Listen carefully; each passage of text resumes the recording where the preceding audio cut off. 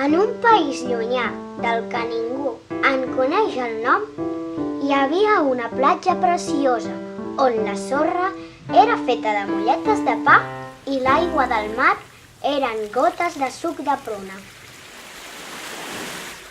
Les cases estaven construïdes amb pastís de xocolata de colors i les persones que hi vivien tenien monstruets per mascota.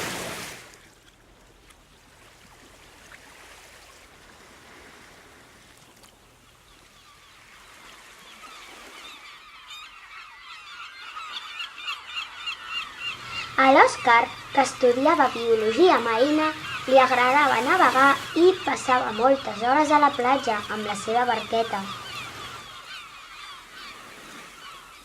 A vegades, l'Òscar anava mar endins amb el Baiximbu, que era el seu monstruet, i jugaven a saltar a les onades.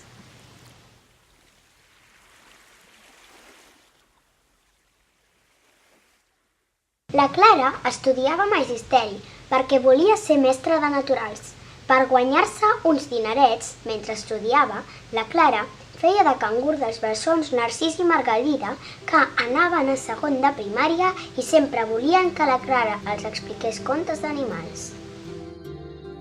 Un dia, la Clara, mentre treballava a l'ordinador, va veure un missatge de socors. Una persona anònima deia que a la costa del mar de suc de pruna hi havia un dofí en perill perquè uns treballadors del zoo volien capturar-lo per exhibir-lo.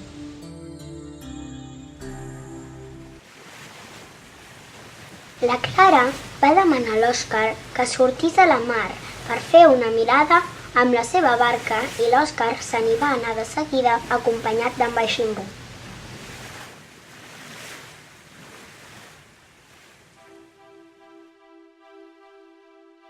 Quan l'Òscar va explicar a la Clara quin dofí més simpàtic havien conegut ell i en Baiximbu, la Clara de seguida va organitzar una protesta amb l'ajuda del Narcís i la Margarida.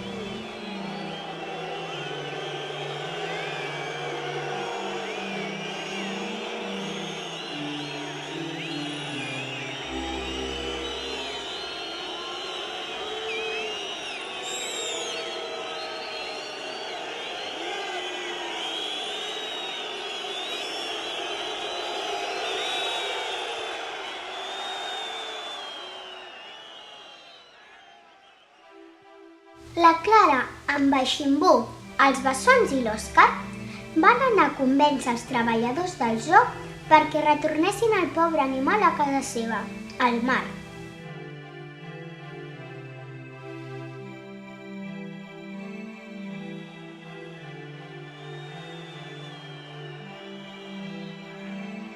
Els treballadors van decidir que era una bona idea, però que havien de ser en Narcís i la Margarida els encarregats de fer-ho.